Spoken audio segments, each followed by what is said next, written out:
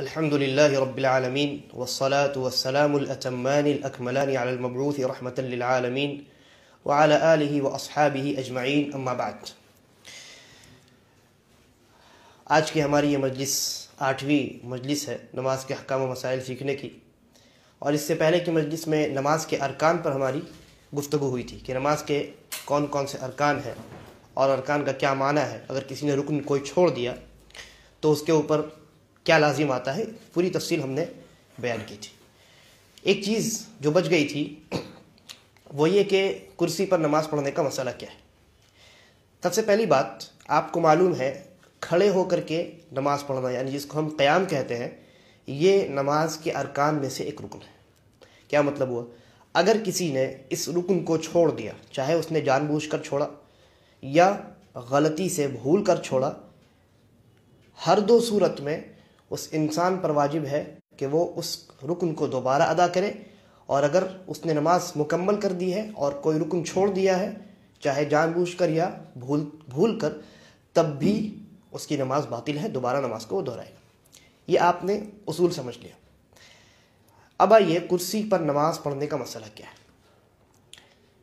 اس اصول کی روشنی میں آپ دیکھیں، وہ انسان جو کھڑے ہو کر نماز پڑھنے کی استطاعت رکھتا ہے، یعنی قیام کی استطاعت رکھتا ہے، کیا اگر وہ بیٹھ کر کرسی پر نماز پڑھے تو اس کا یہ عمل درست ہے؟ نہیں درست ہے. کیوں؟ اس لیے کہ اس نے قادر ہوتے ہوئے ایک رکن کو چھوڑ دیا. قیام جو ایک رکن ہے، اس کو چھوڑ دیا، لہذا اس کا یہ عمل درست نہیں ہے. تو سوال یہ ہے کہ کرسی پر کن لوگوں کے لیے اجازت ہے کہ وہ نماز ادا کر سکتے ہیں؟ جواب یہ ہے کہ وہ لوگ جو زمین پر نہیں بیٹھ سکتے، جو زمین پر نہیں بیٹھ سکتے، ان لوگوں کے لیے اجازت ہے کہ وہ کرسی پر بیٹھ کر نماز ادا کر سکتے ہیں. لیکن یہاں بھی مسئلے میں تفصیل ہے. ایسا نہیں ہے کہ کوئی انسان اگر زمین پر بیٹھنے کی استطاعت نہیں رکھتا ہے، یعنی وہ سجدہ بھی نہیں کر سکتا ہے، تو وہ فوراً نماز شروع ہوگی اور کرسی پر بیٹھ کر نماز شروع کرے گا. ایسا نہیں، بلکہ اگر وہ استطاعت رکھتا ہے کہ وہ قیام جو رکن ہے اس کو ادا کرے، یعنی کھڑے ہو کر نماز اپنی شروع کرے، اور اگر رکوع کرنے پر بھی قادر ہے تو رکوع کرے، تو ایسی صورت میں ان دونوں رکنوں کو انجام دینا اس کے اوپر واجب. ہاں، چونکہ وہ زمین پر نہیں بیٹھ سکتا، لہذا جب سجدے کا معاملہ آئے گا، جب سجدے کا موقع آئے گا، تب وہ کرسی پر بیٹھ جائے گا اور جھک کر کے سجدہ ادا کرے گا. ٹھیک ہے؟ یعنی مثلا کوئی انسان اگر زمین پر نہیں بیٹھ سکتا، ٹھیک ہے، اور وہ انسان رکوع بھی نہیں کر سکتا، لیکن قیام کر سکتا ہے، اور نہ ہی پر قیام کرنا واجب ہے. ہاں، جب رکوع کا معاملہ آئے گا تو وہ بیٹھ جائے گا، اور پھر سجدہ بھی اگر نہیں کر سکتا ہے تو سجدہ کا معاملہ جب آئے گا، سجدہ کا موقع جب آئے گا، تب بھی بیٹھ جائے گا. اسی طریقے پر کوئی انسان اگر رکوع نہیں کر سکتا لیکن سجدہ بیٹھ کر سکتا ہے، یعنی کسی انسان کو ایسے جھکنے میں پریشانی ہوتی ہے، بیٹھنے میں پریشانی نہیں ہوتی اور کھڑے ہونے میں پریشانی نہیں ہوتی، تو جس چیز میں پریشانی ہے صرف وہی چیز آپ سے ساقط ہوگی. چنانچہ اگر آپ قیام کی قدرت رکھتے ہیں تو قیام ضروری ہے، سجدہ کرنے کی قدرت رکھتے ہیں، سجدہ کرنا ضروری ہے. آپ رکوع نہیں کر سکتے ہیں، رکوع کا جب موقع آئے گا تب آپ بیٹھ جائیں گے. ٹھیک ہے؟ اب ایک انسان ہے جو رکوع بھی نہیں کر سکتا، سجدہ بھی نہیں کر سکتا. نماز کھڑی ہوئی، جماعت شروع ہوئی، امام نے اللہ اکبر کہہ کر قیام شروع کیا. اس انسان پر کیا واجب ہے؟ وہ بھی کھڑے ہو کر کے امام کے ساتھ نماز شروع کرے. ٹھیک ہے؟ اب اس کے بعد وہ جو کرسی ہے جس پر وہ نماز ادا کرے گا، صف میں وہ شامل ہے، تو وہ کرسی کو کہاں رکھے گا؟ جواب یہ ہے کہ جب وہ قیام کرے گا، جب وہ کھڑا رہے گا، تو کرسی اس کے پیچھے رہے گی اور وہ لوگوں کے ساتھ پیر سے پیر ملا کر صف میں کھڑا رہے گا، اس طریقے سے. ٹھیک ہے؟ یہ صف ہے، اگر یہ مان لیجئے صف ہے، تو وہ جو انسان ہے جو قیام کر سکتا ہے لیکن رکوع اور سجدہ نہیں کر سکتا، ٹھیک ہے، تو وہ کیا کرے گا، وہ صف میں لوگوں کے ساتھ کھڑا ہوگا، ایسے کھڑا ہوگا، یہاں دوسرا انسان ہے، یہاں وہ کھڑا ہے، اور اس کی کرسی پیچھے ہوگی، صف سے پیچھے ہوگی۔ جب رکوع کا موقع آئے گا تب وہ انسان اپنی کرسی کو پیچھے سے کھینچ لے گا، اور کرسی کا جو پچھلا حصہ ہوگا اب وہ حصہ لوگوں کے پیر کے بالمقابل ہوگا، یعنی کرسی کے پچھلے 2 پوے جو ہوں گے وہ آپ مان لیجئے مثلا کسی انسان کے پیر ہے، تو جس طریقے سے وہ اپنے پیر کو اپنے بھائی کے پیر سے ملاتا تھا، اس کے برابر رکھتا تھا، ویسا ہی اس کے کرسی کے جو پچھلے 2 پوے ہیں وہ دونوں پوے صف کے ساتھ کھڑے ہوں گے اور لوگوں کے پیروں کے برابر میں لگے ہوں گے، اور وہ انسان بیٹھ کر کے رکوع کرے گا، پھر بیٹھ کر کے سجدہ کرے گا، اور پھر جب دوسری رکعت کے لیے کھڑا ہوگا تو پھر اپنی کرسی کو پیچھے ڈھکیل دے گا اور خود آ کر کے صف میں شامل ہو جائے گا۔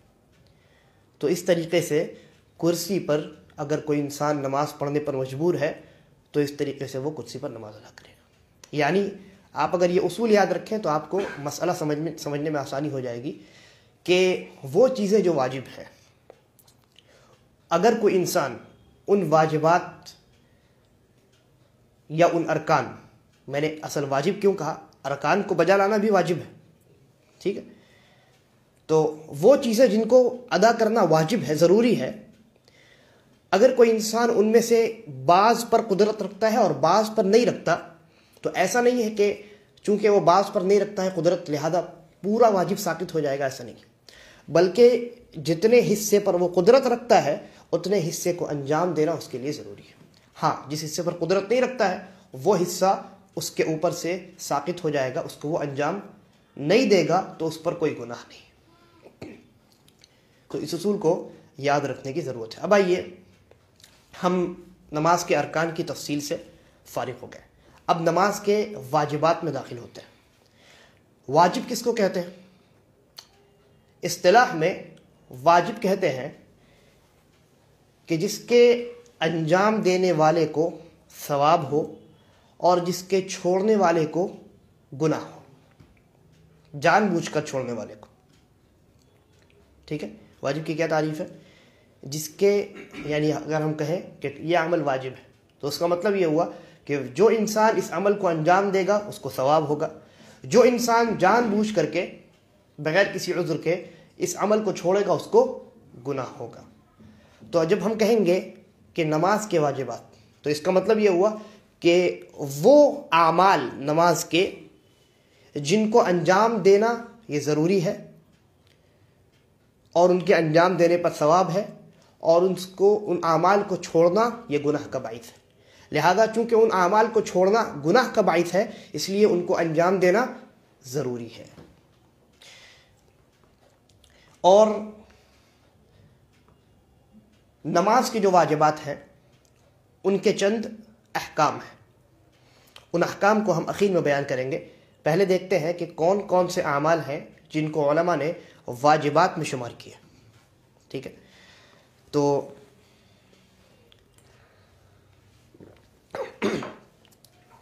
سب سے پہلا جو واجب ہے وہ ہے تکبیر تحریمہ کے بعد نماز کے تمام تکبیرات، کیونکہ تکبیر تحریمہ یہ تو رکن ہے نا، اس سے پہلے اس کا بیان ہوا، تکبیر تحریمہ یہ رکن ہے۔ تکبیر تحریمہ کے علاوہ جیسے رکوع میں جانے والی تکبیر، سجدے میں جانے والی تکبیر، سجدے سے اٹھنے والی تکبیر ہے نا، دوسری رکعت کے لیے کھڑے ہونے والی تکبیر، تو یہ تمام تکبیرات یہ نماز کے واجبات میں سے۔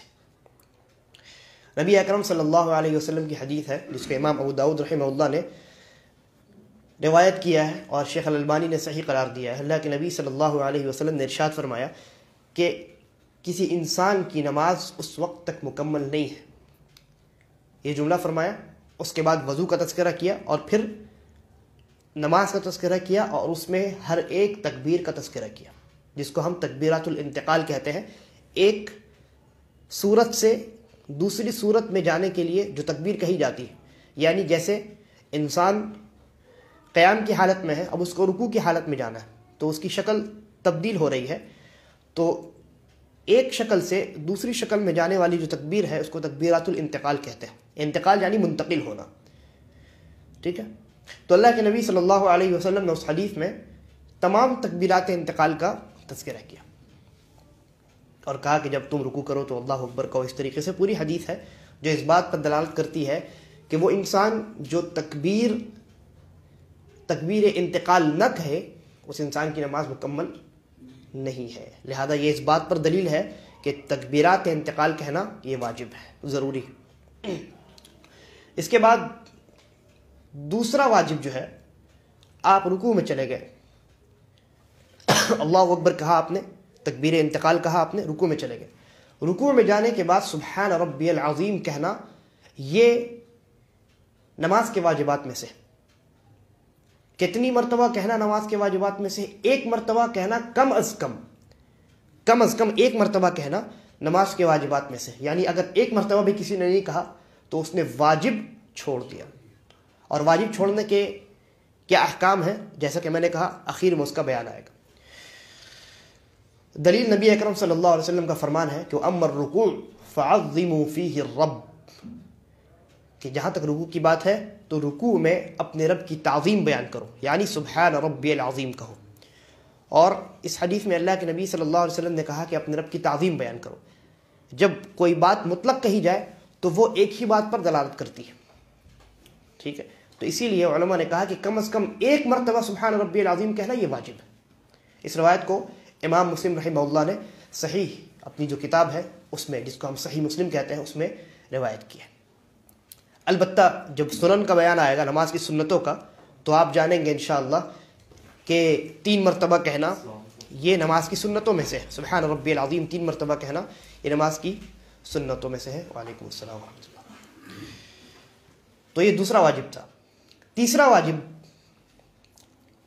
آپ رکوع میں چلے گئے, سبحان ربی العظیم آپ نے پڑھ لی, اب اس کے بعد آپ کو رکوع سے اٹھنا ہے. تو جب رکوع سے اٹھتے ہیں تو اللہ اکبر نہیں کہتے, کیا کہتے ہیں؟ سمع اللہ لمن حمدہ. سمع اللہ لمن حمدہ یہ کہنا بھی نماز کے واجبات میں سے. اور اسی طریقے پر جب آپ سمع اللہ لمن حمدہ کہنے کے بعد کھڑے ہو جائے تو اس کے بعد جو دعائیں ہیں, مثلا ربنا ولک الحمد, یا اس کے اور بھی صیغے ہیں, اللہم ربنا ولک الحمد, یا ربنا ولک الحمد حمدا کثیرا طیبا مبارکا فیہ, ہے نا. تو ان دعاؤں میں سے کسی بھی ایک دعا کو پڑھنا یہ نماز کے واجبات میں سے. اور اس سے پہلے جس حدیث کا بیان ہوا کہ اللہ کے نبی صلی اللہ علیہ وسلم نے کہا کہ اس انسان کی نماز مکمل نہیں ہے, اسی معنی کی اور بھی احادیث ہیں جس میں اس بات کا تذکرہ ہے. اللہ کے نبی صلی اللہ علیہ وسلم نے کہا کہ جب رکوع سے اٹھو تو سمع اللہ لمن حمدہ کہو. ٹھیک ہے. اور سمع اللہ لمن حمدہ کہنے کے بعد یہ سمع اللہ لمن حمدہ یہ تیسرا واجب ہے. اور چوتھا واجب ہے اس کے بعد کی دعا پڑھنا, ربنا ولک الحمد کہنا, یہ بھی واجبات میں سے, چنانچہ کہو. ٹھیک ہے. تو یہ اس بات پر دلیل ہے کہ سمع اللہ لمن حمدہ کہنا اور ربنا ولک الحمد کہنا دونوں نماز کے واجبات میں سے ہیں, کیونکہ دونوں کا اللہ کے نبی صلی اللہ علیہ وسلم نے حکم دیا ہے. اور جس چیز کا آپ حکم دیں اس کو انجام دینا واجب ہوتا ہے, ضروری ہوتا ہے, کیونکہ آپ کے حکم کی نافرمانی یہ گناہ ہے. یہاں ایک مسئلہ ہے, وہ یہ ہے کہ بعض لوگ یہ کہتے ہیں, بلکہ علماء کی ایک جماعت ہے وہ یہ کہتی ہے کہ جب آپ جماعت میں ہو, مقتدی ہو, تو ایسی صورت میں آپ صرف ربنا ولک الحمد کہیں گے, یا جو بھی دعا ہے اس کے علاوہ, یعنی رکوع کے بعد سمع اللہ لمن حمدہ کہنے کے بعد کی جو دعا ہے ان دعاؤں میں سے کسی ایک دعا کو آپ پڑھیں گے. مقتدی سمع اللہ لمن حمدہ نہیں کہے گا بلکہ صرف امام کہے گا. لیکن یہ جو قول ہے یہ بہت زیادہ مضبوط قول نہیں, بلکہ اس مسئلے میں نے دلائل جو دیکھے ہیں اور علماء کے جو اقوال پڑھے ہیں اس کی روشنی میں جو بات اقرب الی الصواب لگتی ہے وہ یہ ہے کہ امام اور مقتدی دونوں سمع اللہ لمن حمدہ بھی کہیں گے اور ربنا ولک الحمد بھی کہیں گے.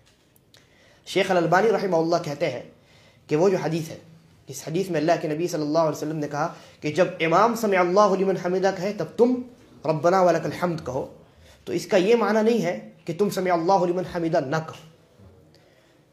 ٹھیک ہے. بلکہ دوسری اور بھی احادیث ہیں جو اس بات پر دلالت کرتی ہیں کہ ہر ایک کو سمع اللہ لمن حمدہ کہنا ہے. اور سمع اللہ لمن حمدہ یہ انسان جب رکوع سے اٹھ رہا ہوگا تب کہے گا، یعنی ایسا نہیں کہ رکوع سے اٹھنے کے بعد کہے یا رکوع سے اٹھنے سے پہلے کہے. جب رکوع سے اٹھ رہا ہوگا اسی دوران میں سمع اللہ لمن حمدہ کہنا ہے، اور جب اٹھ چکا ہوگا اور اب اعتدال کے ساتھ کھڑا ہوگا اس وقت ربنا ولک الحمد یا اس کے علاوہ جو دعائیں ہیں وہ دعائیں وہ پڑھے گا. اس کے بعد پانچواں جو واجب ہے وہ ہے سجدے میں سبحان ربی الاعلی پڑھنا، اور علی الاقل ایک مرتبہ پڑھنا یہ واجب ہے. ٹھیک ہے، اور 3 مرتبہ پڑھنا یہ سنت ہے، جیسا کہ اس کا بیان انشاءاللہ آگے آئے گا. اور اس کی دلیل نبی اکرم صلی اللہ علیہ وسلم کا عمل ہے. اللہ کے نبی صلی اللہ علیہ وسلم کے متعلق صحابہ کہتے ہیں، بہت ساری احادیث ہیں جس سے پتہ چلتا ہے کہ اللہ کے نبی صلی اللہ علیہ وسلم جب سجدے میں جاتے تو ہمیشہ آپ سجدے کی دعا پڑھتے، سبحان ربی العظیم پڑھتے. اور دوسری طرف ہمارے پاس وہ حدیث موجود ہے کہ صلو کما رأیتمونی اصلی، اسی طریقے پر نماز پڑھو جس طریقے پر مجھے پڑھتے ہوئے تم نے دیکھا ہے. تو جب آپ دونوں چیزوں کو ملائیں گے، ایک طرف نبی اکرم صلی اللہ علیہ وسلم کا عمل اور ایک طرف وہ حدیث، تو نتیجہ یہ نکلے گا کہ ہر وہ عمل جو اللہ کے نبی صلی اللہ علیہ وسلم نے نماز میں انجام دیا ہے وہ عمل واجب ہے، الا یہ کہ کوئی دلیل موجود ہو جو یہ بتاتی ہو کہ گرچہ اللہ کے نبی نے صلی اللہ علیہ وسلم اس عمل کو انجام دیا ہے لیکن آپ کا یہ انجام دینا ضروری اعمال میں سے نہیں تھا. کوئی دلیل اگر الگ سے موجود ہو، مثلا اجماع ہو، اگر اجماع ہو کہ ہاں یہ عمل اللہ کے نبی نے انجام دیا ہے لیکن اس عمل کا انجام دینا یہ واجبات میں سے نہیں ہے، تو اگر اجماع ہو تو ایسی صورت میں وہ چیز واجب سے نکل کر کے سنت میں چلی جاتی ہے. لیکن یہاں سبحان ربی الاعلی کہنا، اس پر کوئی ایسی دلیل موجود نہیں ہے جو اس کو واجب ہونے سے نکال سکتی ہو.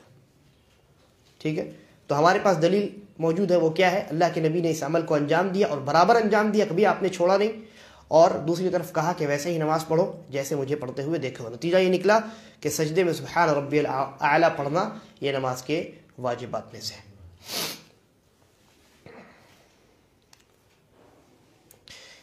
اس کے بعد چھٹا واجب ہے، 2 سجدے کے درمیان جب انسان بیٹھتا ہے تو وہاں رب اغفر لی علی الاقل 1 مرتبہ پڑھنا. میں نے جب نماز کا مختصر طریقہ بیان کیا تھا تو اس چیز کو بیان کیا تھا کہ علی الاقل یعنی کم از کم منیمم 1 مرتبہ رب اغفر لی پڑھنا یہ نماز کے واجبات میں سے. اور اس کی دلیل بھی وہی ہے، نبی اکرم صلی اللہ علیہ وسلم نے اس پر مواظبت برتی ہے، یعنی ہمیشہ آپ نے اس دعا کو پڑھا ہے. 2 سجدوں کے درمیان بیٹھ کر کے آپ نے یہ دعا پڑھی ہے اور اس کو ہمیشہ لازم پکڑا ہے، کبھی آپ سے چھوڑنا ثابت نہیں. اور دوسری طرف آپ کا یہ فرمان موجود ہے کہ جیسے مجھے پڑھتے ہوئے نماز دیکھا ہے تم نے ویسے ہی پڑھو. ان دونوں کو ملائیے، نتیجہ یہ نکلے گا کہ 2 سجدوں کے درمیان رب اغفر لی یا جو بھی دعا ہے، یعنی میں نے کم از کم بتایا کم از کم 1 مرتبہ رب اغفر لی پڑھنا ہے، کیونکہ سب سے چھوٹی دعا جو وارد ہے 2 سجدوں کے درمیان کی دعاؤں میں سے سب سے چھوٹی دعا یہی ہے رب اغفر لی. تو اسی لیے کم از کم آپ کو رب اغفر لی 1 مرتبہ پڑھنا ہے، اور اس سے زیادہ اگر آپ پڑھتے ہیں یا دوسری دعا پڑھتے ہیں تو بہت اچھی بات ہے اور بہتر ہے. اس کے بعد جو 7واں واجب ہے وہ ہے پہلا تشہد. پہلا تشہد، اگر 2 تشہد والی نماز ہے جیسے 3 رکعت والی نماز یا 4 رکعت والی نماز جس میں 2 تشہد ہوتے ہیں تو اس میں جو پہلا تشہد ہوگا وہ واجب ہے، اور جو دوسرا یعنی آخری تشہد ہے اس کا کیا حکم ہے؟ جی ہاں، وہ رکن ہے، لیکن جو پہلا تشہد ہے وہ واجب ہے. اور اس کی دلیل نبی اکرم صلی اللہ علیہ وسلم کا یہ فرمان ہے کہ اذا قعدتم فی کل رکعتین فقولوا التحیات للہ الی آخر الدعاء، کہ جب تم بیٹھو 2 رکعت کے بعد تو التحیات للہ کی جو پوری دعا ہے اللہ کے نبی نے اس کا تذکرہ کیا اور کہا کہ اس دعا کو پڑھو. تو اللہ کے نبی کا یہ کہنا کہ جب تم بیٹھو تو یہ دعا پڑھو، یہ اس بات پر دلیل ہے کہ آپ کو اس دعا کے لیے بیٹھنا بھی ہے اور وہ دعا پڑھنا بھی ہے. گویا اس حدیث میں 2 واجب کا تذکرہ ہو گیا، چھٹے واجب کا اور 7ویں واجب کا. چھٹا واجب ہے بیٹھنا، اور 7واں واجب ہے بیٹھ کر کے التحیات والی دعا پڑھنا، جس کو ہم تشہد کہتے ہیں۔ اسی طریقے پر بیٹھنا یہ نماز کے واجبات میں سے ہے۔ علماء اس کی ایک اور دلیل بیان کرتے ہیں، اور وہ یہ ہے کہ ایک مرتبہ اللہ کے نبی صلی اللہ علیہ وسلم نے تشہد چھوڑ دیا، بیچ والا جو تشہد ہوتا ہے اس تشہد کو آپ نے چھوڑ دیا، اور چھوڑنے کی وجہ سے آپ نے سجدہ سہو کیا۔ اور علماء کہتے ہیں کہ اللہ کے نبی صلی اللہ علیہ وسلم نے کبھی کسی ایسے عمل کے لیے سجدہ سہو نہیں کیا جو واجب نہ ہو، لہذا یہ اس بات کی دلیل ہے کہ بیٹھنا پہلے تشہد کے لیے یہ نماز کے واجبات میں سے۔ البتہ ایک ایسا انسان ہے جس کے اوپر سے بیٹھنے والا جو یہ تشہد ہے یہ ساقط ہو جاتا ہے، اور وہ انسان دراصل مقتدی ہوتا ہے جب امام کے ساتھ ہو۔ مثلا کوئی انسان نماز میں شامل ہوا دوسری رکعت میں، امام کی وہ کون سی رکعت ہے؟ دوسری۔ اس انسان کی کون سی رکعت ہوگی؟ پہلی۔ پھر جب امام کی تیسری رکعت ہوگی تو اس انسان کی کون سی رکعت ہوگی؟ دوسری۔ دوسری رکعت میں تشہد ہے، لیکن امام کی تیسری رکعت ہے، وہ تو تشہد میں بیٹھے گا نہیں، لہذا ایسی صورتحال میں مقتدی کے اوپر جو تشہد ہے، پہلا تشہد، اس کو انجام دینے کا جو حکم ہے وہ ساقط ہو جاتا ہے، اور اس پر واجب کیا ہے؟ وہ اپنے امام کی اتباع کرے، وہ اپنے امام کی اتباع کرے، اور چونکہ امام تشہد میں نہیں بیٹھا ہے لہذا وہ بھی تشہد میں نہیں بیٹھے گا، امام کے ساتھ کھڑا ہو جائے گا، تو اس کے اوپر سے ایسے موقع پر یہ جو واجب ہے یہ ساقط ہو جاتا ہے۔ تو یہ کل ملا کر کچھ واجبات ہیں، کل ملا کر 8 ہوئے یا 7 ہوئے۔ اصل یہ ہے کہ یہ تمام واجبات، اب ان کو آپ 8 گنیے یا 7 گنیے یا 6 گنیے، یہ اس میں کوئی مسئلہ نہیں ہے، یہ تمام جو اعمال ہیں جن کا تذکرہ ابھی ہوا یہ نماز کے واجبات میں سے۔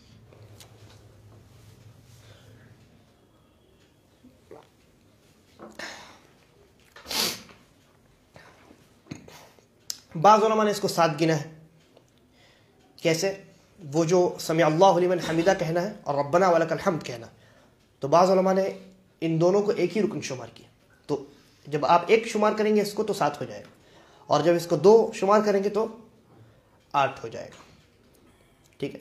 تو یہ جو اعمال ہیں جن کا ابھی بھی تذکرہ ہوا یہ نماز کے واجبات میں سے۔ واجب کا معنی میں نے بیان کیا کہ ان کو انجام دینا ضروری ہے، اگر کوئی انسان انجام نہیں دیتا ہے جان بوجھ کر کے تو گنہگار ہوتا ہے۔ تو یہ تو واجب کی ایک عام تعریف ہوئی، لیکن اگر ہم یہ کہیں کہ واجبات الصلاح یعنی نماز کے واجبات، تو اس کے احکام تھوڑے سے الگ ہیں۔ وہ یہ ہے کہ اگر کسی انسان نے جان بوجھ کر کے کسی واجب کو ترک کر دی، نماز باطل ہو جاتی ہے اور گنہگار بھی ہوتا ہے ساتھ ساتھ۔ مثلا رکوع میں سبحان ربی العظیم پڑھنا واجب ہے،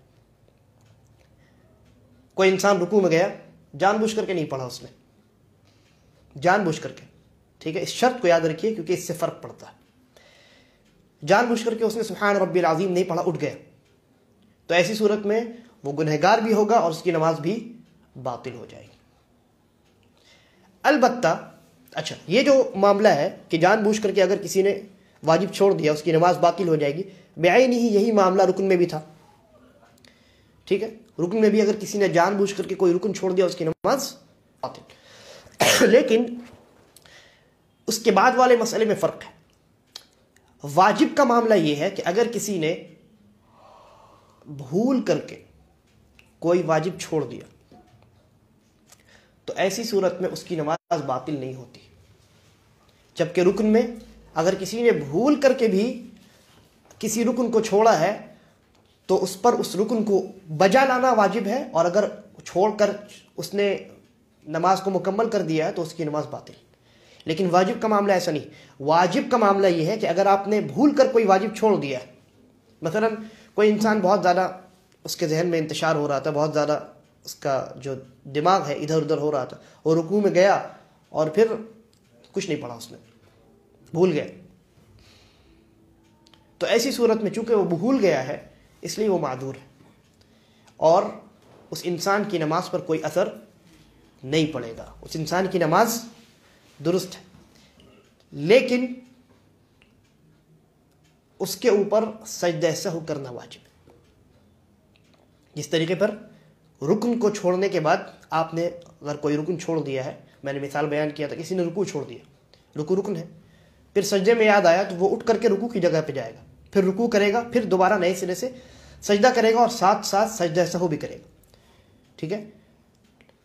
لیکن واجب میں تھوڑا سا فرق ہے، وہ یہ ہے کہ اگر کوئی بھول گیا تو اس کو دوبارہ لوٹنے کی ضرورت نہیں، وہ نماز جاری رکھے گا، ہاں سجدہ سہو وہ واجب کو چھوڑنے پر بھی کرے گا۔ جس طریقے پر اس نے رکن کو ترک کرنے پر، رکن کو چھوڑنے پر سجدہ سہو کیا تھا، اسی طریقے پر واجب کو چھوڑنے پر بھی اس کے اوپر سجدہ سہو کرنا ضروری ہے، ٹھیک ہے۔ یہ دو صورت ہو گئی۔ تیسری صورت، کسی انسان نے جہالت میں چھوڑ دیا، کسی انسان کو معلوم نہیں تھا، کسی انسان کو معلوم نہیں تھا کہ رکوع میں سبحان ربی العظیم کہنا، یا ایک بہت یعنی زندہ مثال لیتے ہیں، دو سجدوں کے درمیان کی دعا پڑھنا۔ آپ بہت سارے لوگوں کو دیکھیں گے وہ سجدہ میں جاتے ہیں، اٹھتے فوراً چلے جاتے ہیں، یعنی دو سجدوں کے درمیان نہ بیٹھتے ہیں اور نہ دعا پڑھتے ہیں، ہے نا۔ تو ایسی صورت میں بعض لوگ ایسے ہیں جن کو معلوم نہیں، بلکہ اکثر ہی ایسے ہیں جو ایسا کرتے ہیں، وہ اکثر ایسے ہیں جن کو معلوم ہی نہیں ہے کہ دو سجدوں کے درمیان بیٹھ کر کے دعا پڑھنا یہ نماز کے واجبات میں سے۔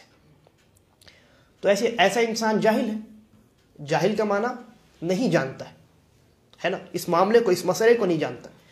تو اگر کوئی انسان کسی واجب کے متعلق نہیں جانتا ہے کہ یہ واجب نماز کے واجبات میں سے ہے، اور وہ چھوڑ دیتا ہے اور نماز مکمل کر لیتا ہے، تو ایسی صورت میں بھی اس کی نماز درست ہوگی، اور اس کی نماز پر چونکہ وہ جاہل تھا، نہیں جانتا تھا، اس کی نماز پر کوئی اثر نہیں پڑے گا اور وہ معذور قرار پائے گا۔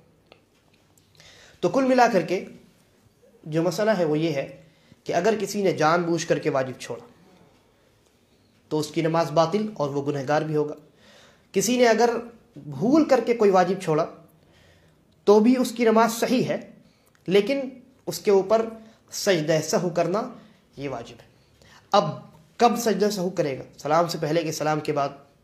جیسا کہ میں نے پچھلے درس میں بھی کہا تھا کہ جب ہم سجدہ سہو کے مسائل پر گفتگو کریں گے تو وہاں یہ پوری تفصیل انشاءاللہ بیان کی جائے گی، لیکن چاہے وہ سجدہ سہو سلام سے پہلے کرے یا سلام کے بعد کرے کوئی قباحت نہیں ہے، دونوں طریقہ درست ہے اور اس پر علماء کا اتفاق ہے، ٹھیک ہے۔ اختلاف صرف یہ ہے کہ بہتر کیا ہے، کون سی حالات ہیں جن میں سلام سے پہلے سجدہ سہو کرنا ہے، کون سے حالات ہیں جن میں سلام کے بعد سجدہ سہو کرنا ہے، صرف اسی میں اختلاف ہے، ٹھیک ہے۔ تو انشاءاللہ اس کا بیان آئے گا۔ اور اگر کسی نے نہیں جانتا ہے کوئی انسان کہ یہ نماز کے واجبات میں سے اور چھوڑ دیا، تب بھی اس کی نماز درست ہے اور اس کی نماز باطل نہیں ہوتی ہے۔ اور یہاں بھی رکن میں فرق ہو گیا، کیونکہ رکن کے متعلق ہم نے کہا تھا کہ اگر کوئی انسان نہیں جانتا ہے تو ایسی صورت میں جس وقت کی نماز اس نے پڑھی ہے کسی رکن کو چھوڑتے ہوئے، اس وقت کی نماز کو دہرانے کا اس کو حکم دیا جائے گا، بقیہ جتنی نمازیں زندگی میں اس نے پڑھ لی ہے اس کا حکم نہیں دیا جائے گا۔ اور اس کی دلیل نبی اکرم صلی اللہ علیہ وسلم کا عمل موجود ہے کہ ایک صحابی آئے، انہوں نے نماز پڑھی اور اللہ کے نبی کو سلام کیا، آپ نے جواب دیا اور کہا کہ ارجع، لوٹ جاؤ، فصلی فإنک لم تصلی، دوبارہ نماز پڑھو اس لیے کہ تم نے نماز نہیں پڑھی ہے۔ اور پھر اس کے بعد اللہ کے نبی نے اس صحابی کو نئے سرے سے تمام ارکان کے ساتھ نماز کو سکھایا۔ تو آپ نے اس وقت کی نماز کا آپ نے حکم دیا کہ دوبارہ پڑھو، لیکن جتنی نمازیں وہ اسی حالت میں رکن کو چھوڑتے ہوئے بلکہ ارکان کو چھوڑتے ہوئے وہ صحابی انجام دے رہے تھے، اللہ کے نبی نے ان کو انجام دینے کا دوبارہ حکم نہیں دیا۔ تو یہ تو معاملہ رکن کے ساتھ ہے کہ رکن اگر کوئی انسان جہالت میں چھوڑتا ہے تو جس نماز کے وقت کے متعلق، یعنی جس نماز کے وقت میں، جس وقت کے نماز میں اس مصلی کو یہ معلوم ہوا کہ یہ رکن ہے، اس وقت کی نماز وہ دوبارہ پڑھے گا۔ لیکن واجب کا معاملہ یہ ہے کہ اگر کسی انسان نے واجب کو چھوڑ کر کے نماز ادا کی، وہ نہیں جانتا تھا، پھر اس کے بعد کسی نے بتایا کہ آپ نے واجب چھوڑ دیا، تو اس کی نماز صحیح ہے، دوبارہ دہرانے کی ضرورت نہیں، کیونکہ جب وہ بھول کر کے کسی واجب کو چھوڑے تو اس کی نماز درست ہوتی ہے، تو جہالت میں بدرجہ اولا اس کی نماز درست ہوگی۔ تو یہ کچھ مسائل تھے جن کا تعلق نماز کے واجبات میں سے تھا۔ اس کے بعد انشاءاللہ نماز کی سنتوں کا بیان ہوگا، اور پھر اس کے بعد اور بھی بہت سارے مسائل ہیں، سجدہ سہو کے مسائل ہیں، نماز کے یعنی احکام المسبوق، وہ انسان جو امام کے نماز شروع کرنے کے بعد جماعت میں شامل ہوتا ہے، اس کے بھی بہت سارے مسائل ہیں، انشاءاللہ اس کا بیان ہوگا۔ آج کے لیے انشاءاللہ اتنا کافی ہے۔ اللہ تبارک و تعالی ہمیں نماز کے مسائل کو صحیح طریقے پر سیکھنے کی توفیق عطا فرمائے، اور صحیح شرعی طریقے پر، نبوی طریقے پر نماز کی ادائیگی کی توفیق عطا فرمائے، اور ہمارا خاتمہ بالخیر کرے۔